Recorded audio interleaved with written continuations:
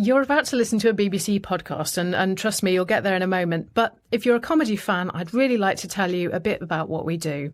I'm Julia Mackenzie, and I commission comedy podcasts at the BBC. It's a bit of a dream job, really. Comedy is a fantastic, joyous thing to do because really you're making people laugh, making people's days a bit better, helping them process all manner of things. But, I also know that comedy is really subjective and everyone has different tastes. So we've got a huge range of comedy on offer, from satire to silly, shocking to soothing, profound to just general prattling about. So if you fancy a laugh, find your next comedy at BBC Sounds. BBC Sounds. Music, radio, podcasts. Hello and welcome to the Scottish Football Podcast, bringing you all the news, reaction and analysis in less time than a VAR penalty check. It's Monday the 27th of November. I'm Jonathan Sutherland, and coming up today. Right-footed penalty. James Tavernier, here he goes against Roos, he scores! 1-1! After James Tavernier's controversial late penalty earned Rangers a draw against Aberdeen, what do we learn from a typically fiery clash at Pittodrie? Also, it's huge for the club, and obviously the players. We've got a lot of Celtic fans in the squad, so yeah, the guys are absolutely buzzing with it. We run the rule over an intriguing-looking Scottish Cup fourth-round draw. And dangerous ball in, and it's there! Jacob Brown off the bench to give Luton the lead again.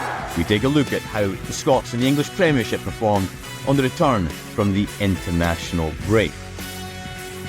This is the Scottish Football Podcast from BBC Sport Scotland. Joining us on the podcast today, I'm delighted to say, Jordan Campbell from The Athletic and our chief sports writer, Tom English. Hello to you both, and Jordan, if I can start with you. Yeah, an eventful weekend. What stuck out most for you? Well, I think looking at the Scottish Cup, you've got to come to Dundee United, going out to Queen of the South. Obviously, Marvin Bartley must have had his boys banned from the Xbox and the PlayStation to come through that one. But yeah, two cup defeats for Jim Goodwin. Probably not what they were looking for, but I guess it's put even more pressure on them now to go back up to the Premiership. But yeah, that was a standout. And then, yeah, I think the Aberdeen Rangers game was obviously as maybe not as fraught as it sometimes is, but certainly no lacking in talking points. Tom, it was yet another whirlwind weekend. The producer of the podcast asked me if there was any specific topics I wanted to add into the podcast. He asked me that on Friday. I kind of knew by Monday there'd be no shortage of talking points, and that is exactly how it feels. What stands out for you? What's been your highlight? A couple, really. I mean, I think everyone outside of the Old Firm kind of enjoys the Old Firm getting the bloody nose. Nothing against Celtic and Rangers, but it's just that we want a competitive league, So when Motherwell equalised late against Celtic, I thought that was quite a dramatic moment. Certainly when Rangers equalised against Aberdeen late on, that was a very dramatic moment. So anytime when the narrative turns in the last minute, especially when it's a penalty, it's always the skin in the hair is going to go flying. Whether it was a legitimate penalty or not, I happen to think it was. There's still going to be controversy. You're still going to have the yin and the yang of Celtic versus Rangers. So both of them drawing, didn't see that coming. But plenty of others. Hearts take another step forward, 3 in a row in the league. Hibs take a step forward. St Mirren keep going. So, there was lots in it, lots in the weekend, Jonathan. There certainly was. Lots more to come from Jordan and Tom very shortly. But before that, let's quickly run through today's headline. Rangers remain 8 points behind Celtic at the top of the Premiership table after James Tavernier's 94th minute VAR awarded penalty earned them a draw at Aberdeen. Holders Celtic have been drawn against Highland League side Buckie Thistle in the Scottish Cup fourth round.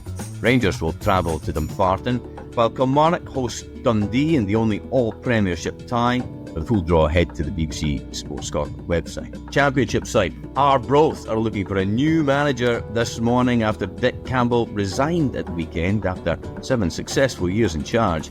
Came after that shock cup defeat by League 2 Spartans. And despite recording. The largest win of the SWPL season, hammering Aberdeen 13-0. Celtic remain a point behind Rangers in the table. Remember, of course, you can get all your SWPL highlights tonight on the BBC Scotland channel. Right, we'll get to Aberdeen versus Rangers in a moment. So much to talk about. But just quickly, let's recap on the Scottish Cup draw, which I feel was expertly done yesterday and no vested interest whatsoever. To be honest, just delighted there was no catastrophic element and it actually happened on Sports Scene last night. Like, An extra we like catastrophic elements happening. We like inebriated panelists and fumbling presenters. Sadly, we got none of that last night. I'm sorry to disappoint you, Tom. We should have had a pints beforehand. Sadly, that would have been frowned on, apparently. But it did pass off without much controversy. And now the dust is settled, Jordan, if I can come to you first. I almost don't want to say this, but I think it was quite a good cup draw. It's lots of intrigue, lots of away matches for some of the big guns, although albeit, of course, Celtic, the holders at home against Buckie Thistle, but a dream tie for Buckie Thistle. Yeah, I know, and I think a dream tie for the Sun headline writers as well after the old Inverness one. So I'm not sure they'll be able to use it, but they may have a few stock ones in the bag for the day. But no, it's amazing for a club that size to go to Celtic Park. I always think when these small teams draw, one of the big boys, to go to that, to go to one of those famous stadiums and have the whole experience of going on a bus, staying overnight, just being in the changing room, walking out. I think that'll be amazing for them. So I think that's the glamour tie for Buckie. But Spartans and Hearts as well. But Edinburgh derby there. I think that's one to watch out for as well. After a couple of years ago, we see how Hearts sort of got pulled apart by Brora a few years ago. So I think there's always one to watch there at an away tie.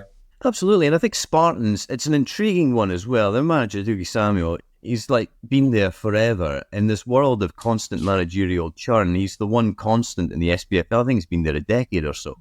And it's kind of ironic in a way that one of the other longest-serving managers, Dick Campbell, came unstuck, essentially, as Spartans dumped Arbroath out of the Cup, and it seems that Dick Campbell and his team have resigned after what's been a pretty poor run, I think, of 5 straight defeats. But did that surprise you, Tom? Because it kind of came out of nowhere. I mean, the result was obviously bad from an Arbroath point of view, but I think we'd all just gotten used to Dick Campbell being at Arbroath, and that seemed to be how it was going to be forever. It did, Johners. It did surprise me. Dick Campbell in his career has been on losing runs before.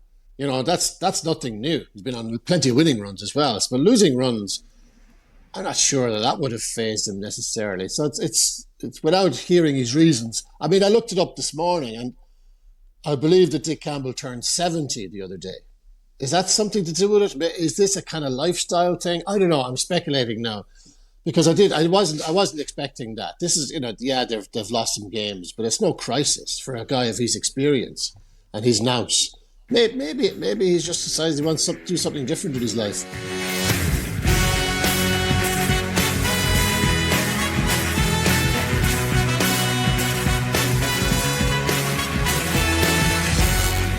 Right, let's get to the action at Pittodrie yesterday. James Tavernier's 94th minute penalty cancelling out Bojan Miovski's opener. It leaves Rangers second and Aberdeen ninth. A lot of discussion on Sports Scene last night. First things first, Jordan, was it a penalty? I personally don't think that was enough to be a penalty. I mean, I know everyone says with VAR now you can't pull on a player's jersey because you know what we're given, and it is obviously stupidity to do that. But I think it was just an instinctive reaction when Goldson's got away from him momentarily. I think you've got to take into account how long did he really tug him back for. To me, it was a split second, and I don't think Goldson was getting to the ball either. And I think you do need to take those things into consideration. Otherwise, you're at the point where any single pull in the box is a penalty, and then I think the fans will be then complaining. But I guess I think it's daft for a player to do that in the current climate. But yeah, a little bit soft for me. I guess, Tom, we got used to the idea not that long ago that every jersey tug should be a yellow card. Clearly, that's not really the case anymore. It was a fairly obvious jersey tug, and Barry Robson obviously said what he had to say about the incident, and I guess, it does come down to a judgment call by the referees in this situation. What was your judgment? Well, I thought Barry Robson got it wrong in his explanation. So when he constantly went on about the block was kind of largely irrelevant. I thought it was a ridiculous piece of defending, if that's what you want to call it. Yes, Goldson hurled himself on the floor theatrically, but maybe he felt he had to do that to draw attention to the jersey pull. And if he didn't go down, would the referee necessarily have picked up the jersey pull? So maybe he was just kind of backing himself up on that point. Just have a look at this. I thought there was too much of a jersey pull, and I know, Jordan, these are fine margins. We saw one in the Celtic game the day before as well. But if you do that, maybe it's a 50-50. But as a defender, if you do that, you're asking for trouble. There was no need for him to do it. It was a stupid piece of defending, and it cost his team. I would say on balance, probably a penalty. I think there was just enough. I think there was enough of a tug there. It's interesting. Just a few minutes after that, obviously Connor Goldson then involved in an altercation at the edge of the box with Dante Polvara. He would get a booking. It looked like an arm in the face, whether it was elbow, forearm, not maybe difficult to say. Did get a yellow card, Jordan. What was your take on that? Yeah, I didn't think there was enough to warrant a check. I think it'll be one of those silent checks where it's just sort of player trying to block Goldson getting a run, and he's tried to move him out the road, and he sort of slightly brushed him aside with a bit more power than he would maybe have liked, but I don't think it was violent.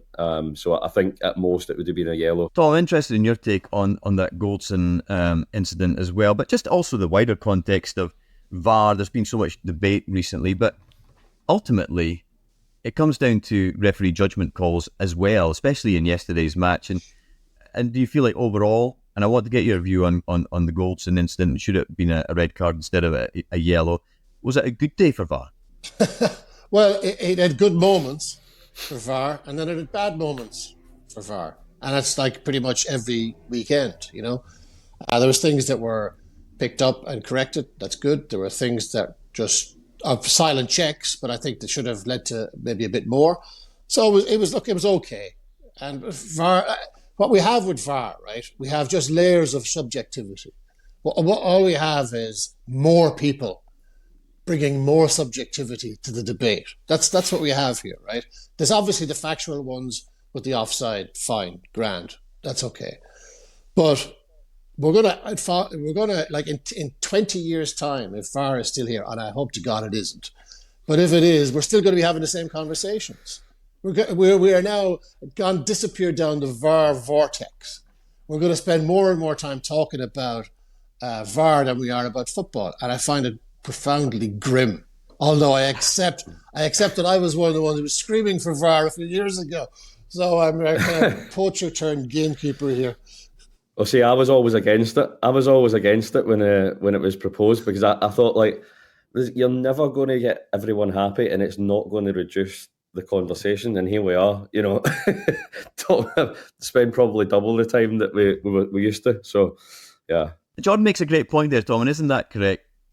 Maybe we are the problem. Maybe our unrealistic expectations that VAR would solve everything, harmony would break out, never going to be the case. It's always going to be subjective. Managers are always going to fight their case. Yeah. But maybe we also have to accept that actually VAR does actually improve the number of correct decisions ultimately. But at what cost? At what cost, Matches delayed. And I know the time delays are coming down for the checks, but it's still for supporters. And remember that old quaint expression, football without fans is nothing? Remember that? Yeah, well, we seem to have ditched that because the fans are not. I don't think the fans are particularly enjoying this, and it's also not. I mean, we got all the numbers last week, or some of the numbers, selective numbers. At the weekend, Hearts had a penalty. For me, a blatant penalty. Nothing said about it. Not checked. Ridiculous. And I know you can't do anything about a yellow card, with VAR. That's nothing to do with VAR. It's just a separate issue. But the Todd Cantwell dive, I thought, was outrageous. I mean, it was unbelievable. Nothing. Not a VAR issue, but still. So we were just, we're gonna spend the rest of our days, Johners.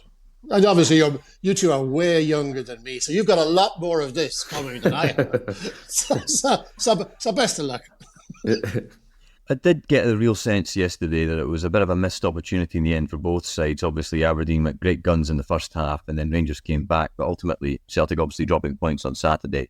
This was a huge opportunity for Rangers to reel them in a little bit, and they failed in that respect. Interested, Jordan, in your view on Philippe Clement. There didn't seem to be the same fire and brimstone that I think there sometimes is between Aberdeen and Rangers at Pittodrie overall, and obviously ultimately a 1-1 draw. Given the context of yesterday and overall, how impressed have you been by Philippe Clement? He's obviously improved things at Rangers. No, and I think the one thing that was immediately noticeable was the presence that he brought. I think that's a big thing as a Rangers and Celtic manager that you have to have, and I think he's got that authority about him. I also think they look much more organised, which was the thing that surprised me with Michael Beale's start to the season, is that, under Gerrard, he was the guy who did a lot of the tactical training, was really the guy who did a lot of the man management as well at times. So I think the one thing you assumed was that Rangers would look very organised, but you just couldn't see what the idea was. You couldn't see anything coming together to suggest that if he was given another extra month or two that it might change. So I think Clement has just sort of simplified things, and he's gone back to, keeping one shape and building on that. And yeah, I think Diri Lowe coming back has been a big help as well, because they really have struggled with Dessers up front. I think it said a lot about the summer recruitment that Dessers was left on the bench and Yilmaz was on the bench. That's the guts of 10 million on the bench there that he didn't see worthy of bringing on. So yeah, I think he's going to be hamstrung by the summer recruitment for the next few months, but it is just about trying to keep in touch with Celtic and obviously getting their hands on that first silverware, I think is the big thing, because Beale didn't do it last year, and that meant he started this season under big pressure. So I think that's a non-negotiable for him.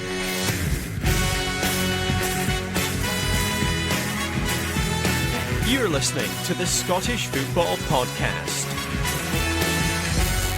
Well, finally, it was back to club business after the international break this weekend, and a number of Scotland hopefuls took the opportunity to impress.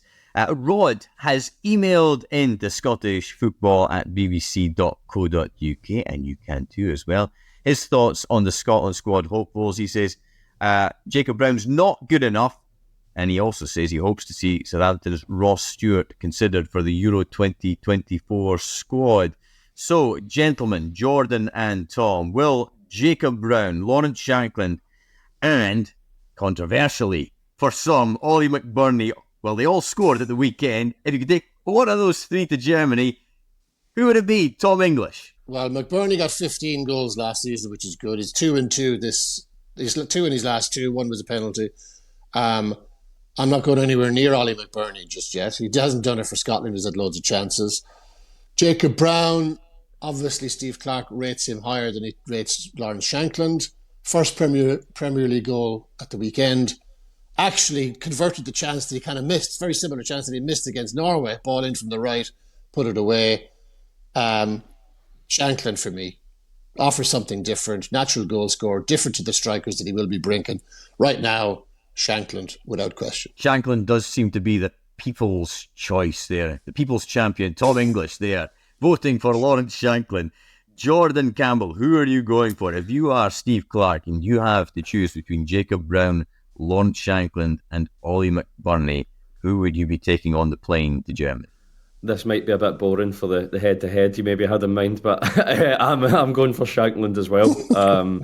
I thought Brown sort of didn't impress me that much when he started in the last international camp. I thought his hold-up play was a bit lacking, but again, you're turning up your nose at a guy who's scoring in the English Premier League, but I think at international level you need goal scorers, and if you have a chance, and if you've got 20 minutes left, you're bringing on Shankland because you back him to make it count. So yeah, I think with the absence of natural goal scorers, Shankland's got to be the one in the pole position for me. Keep your emails coming in to scottishfootball@bbc.co.uk. But that is it for us today. My thanks to Tom English and Jordan Campbell, and thank you for listening. Liam McLeod and James McFadden will be here tomorrow from Rome, ahead of Celtic's Champions League clash with Lazio. And remember, you can get us wherever you get your podcasts. If you haven't done so already, just search for the Scottish Football Podcast and hit subscribe. Scottish Football, the gift that keeps on giving. Thanks for listening.